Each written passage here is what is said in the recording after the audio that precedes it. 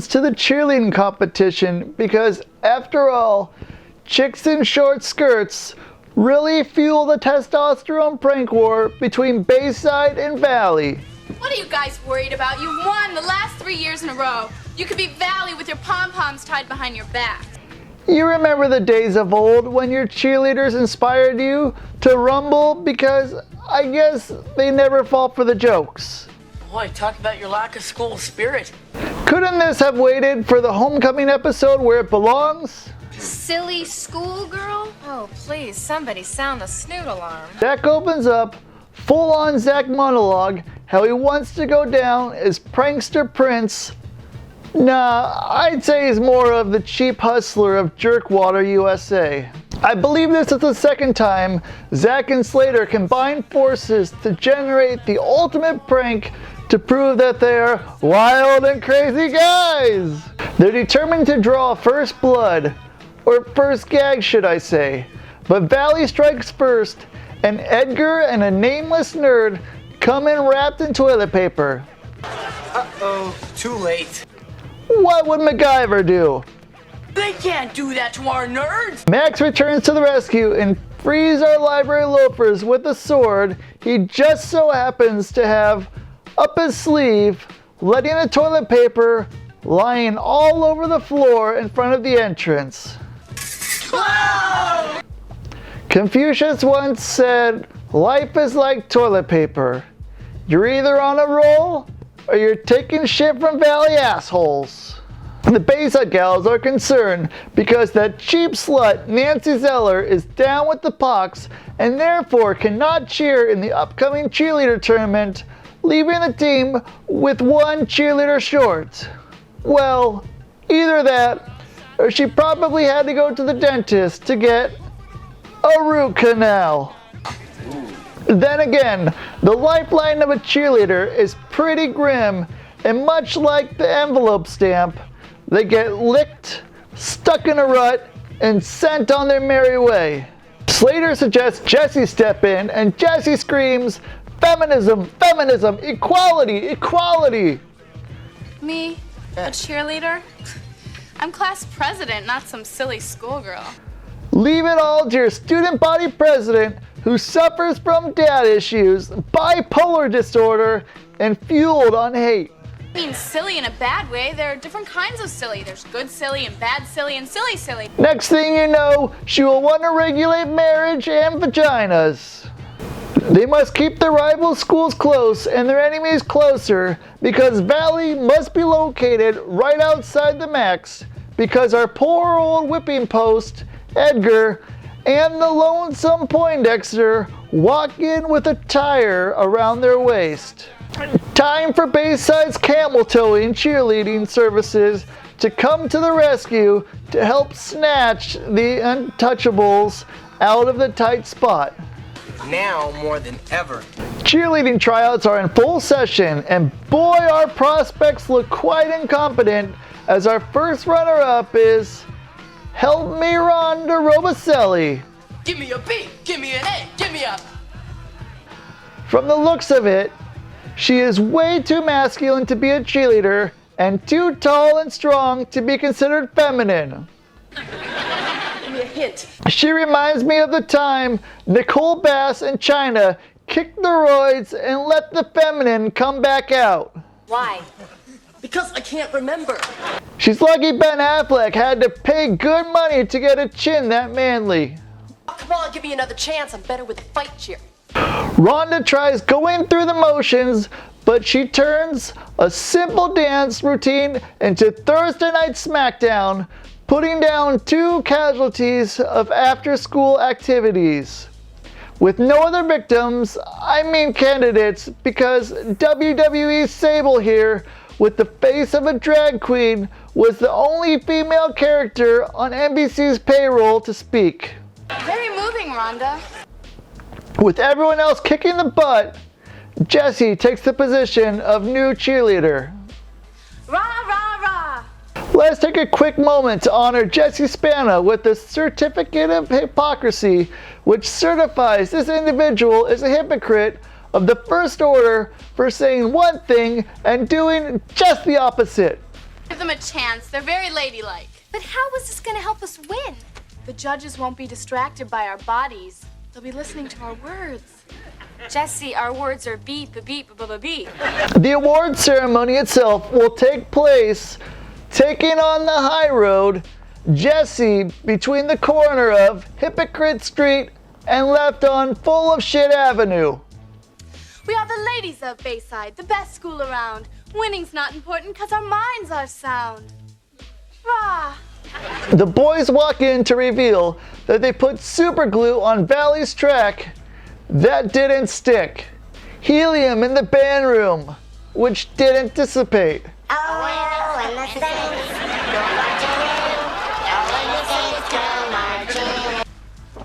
Ta-da! We took their school banner.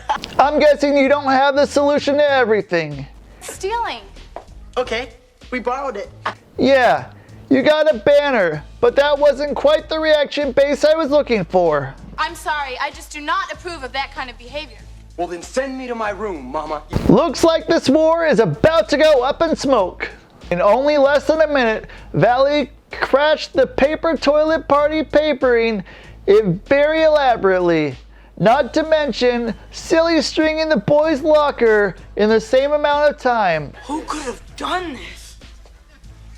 I didn't know multitasking ninja was an actual job title, but today, Happy birthday from Belly. Mr. Belding drops in and channels his inner WWE persona, Owen Hart, and demands that enough is enough and it's time for a change.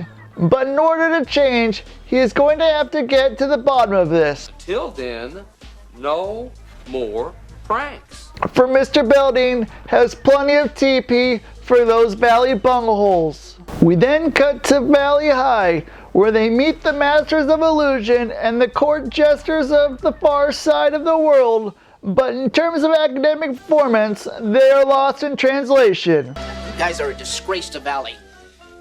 Pranking is a fine art. But you did it Bayside. Strictly amateur. How else do you explain these alpha beta jocks still in their 20s, getting their rocks off, dishing the shit on kids? Sorry, Mr. Stilwell. Or is it Belding's office rearranged? You can't fool us with that cheap cinematic discount remodeling trick.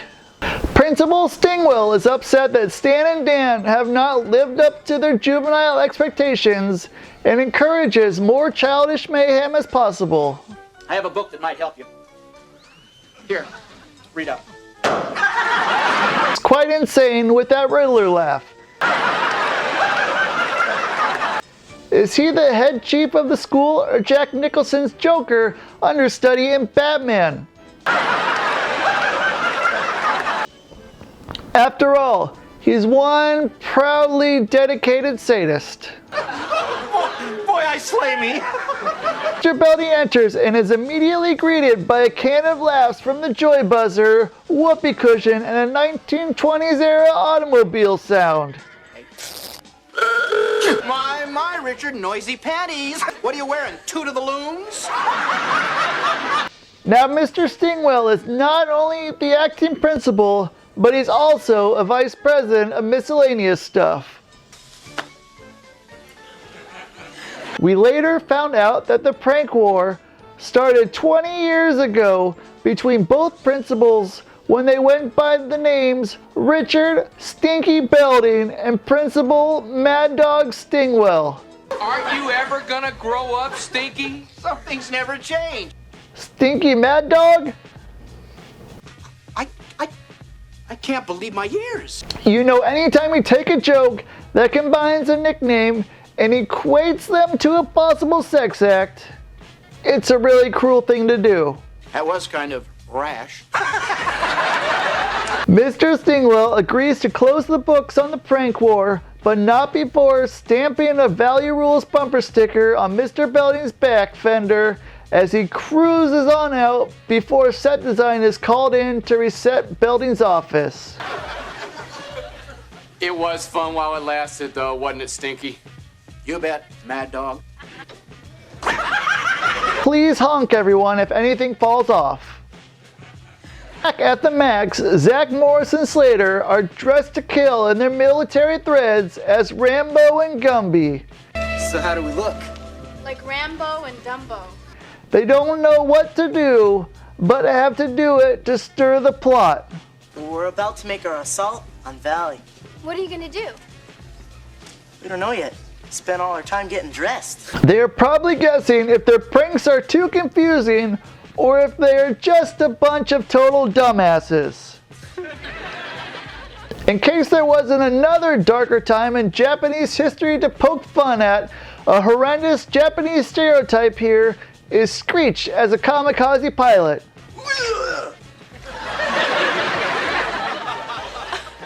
What did you have for breakfast this morning, NBC writers? 3 servings of special KKK? Who are you? Teenage Mutant Ninja Screech. Where 3 Ks a day helps keep the minorities away? Please do not like your racism on the show like you like your coffee. A constant thing in every episode. Next day, Zach Morris and Slater reveals Valley's prized possession, its mascot, the Bulldog. Valley's mascot? That's great. No, that's dog napping. After all, we're all about keeping it real here. Hell, I even heard Bayside keeps a live tiger in the dungeon, where troubled youth are expelled into several select body parts. It's a crime. What are they gonna do? Throw us in the pound? Jesse is outraged at the kidnapping of the Bulldog, but agrees to be exposed and gets in the picture. Mr. Belding steps in and rather than stop the illegal capture and containment of a live animal, he just has to sneak into the photo because, after all, one of his 4 character traits is being completely dense. Well, sir, why don't you get in the picture? It'll give it more zing. Sir, the biggest, most muscular guys usually stand in the back. That's where they always put us, huh?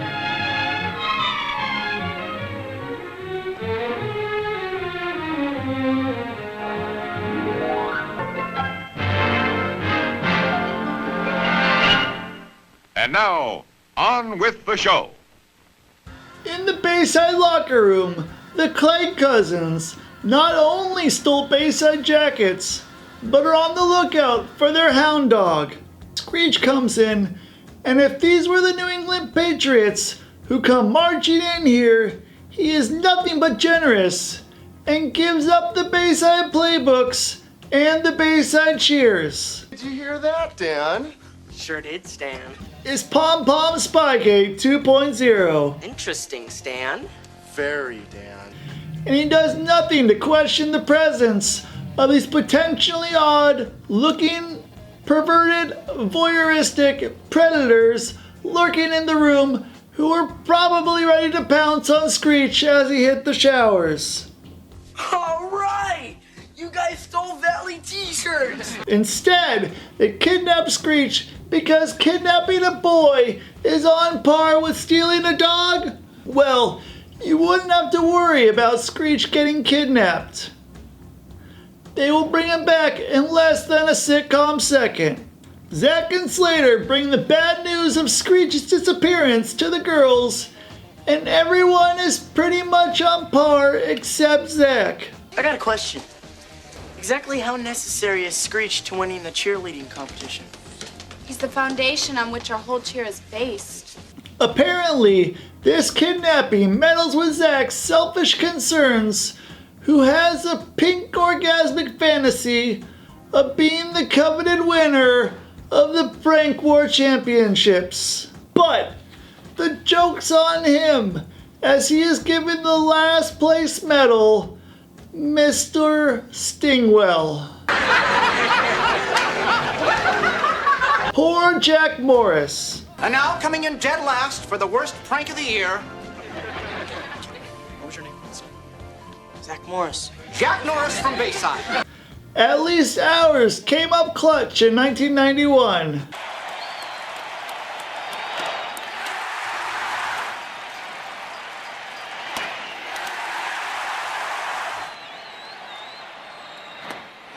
And he gets him out.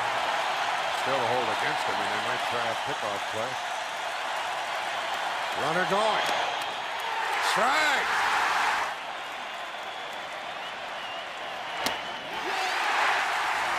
He gets his 8th strikeout. To have maintained the velocity on his fastball through 9 2/3 innings.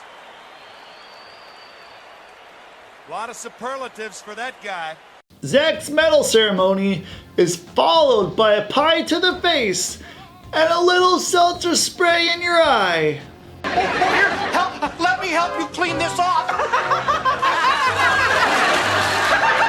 Waka waka waka!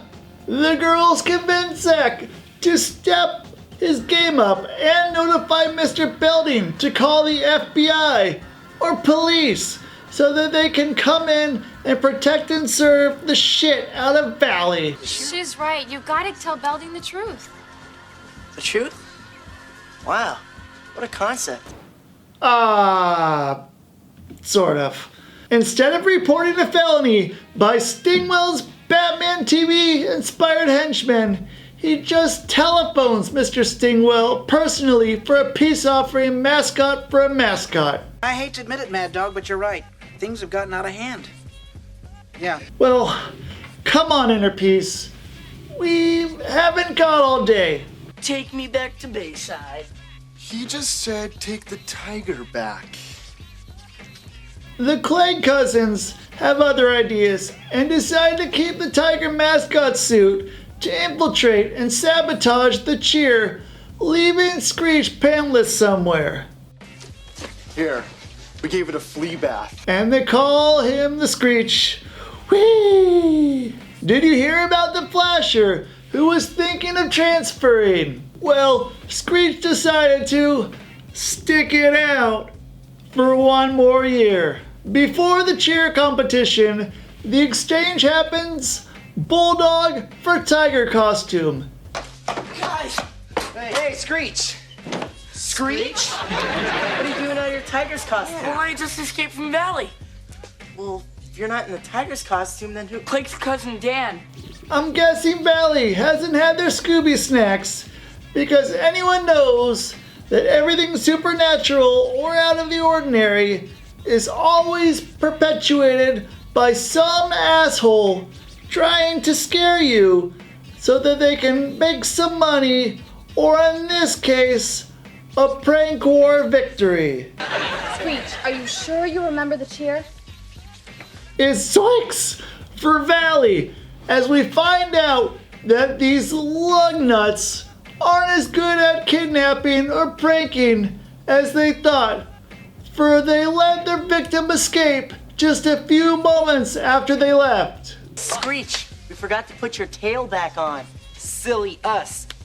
Now don't worry, Screech. We're behind you 100%. Instead of compromising and relaying this through the proper legal channels, aka the police, Zach and Slater figure we'll find a way to get our way, and you'll just have to find a way to be okay with that.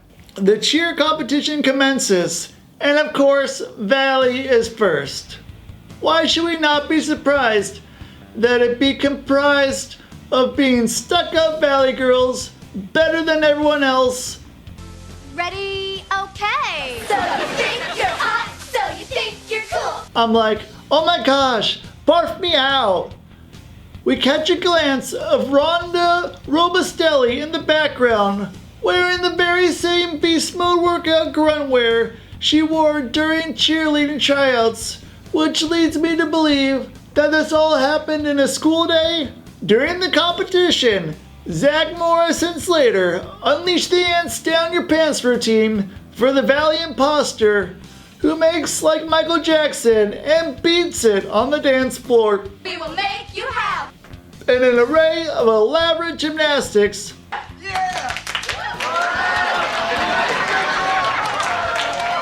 But my first reaction when red ants are taking a nibble on your twig and berries, I'm surprised he wasn't doing a succession of cartwheels.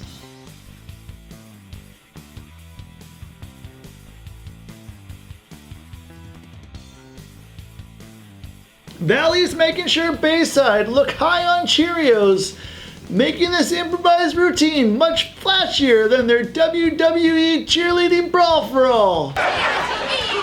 T-I-G-E-R-S, Bayside. Bayside.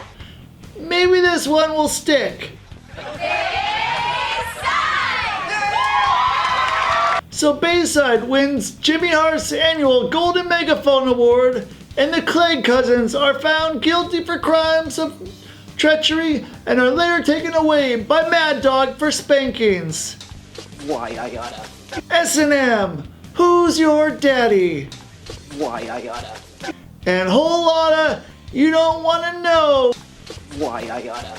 As we get a little booyah for Bayside before the curtain falls on season 1.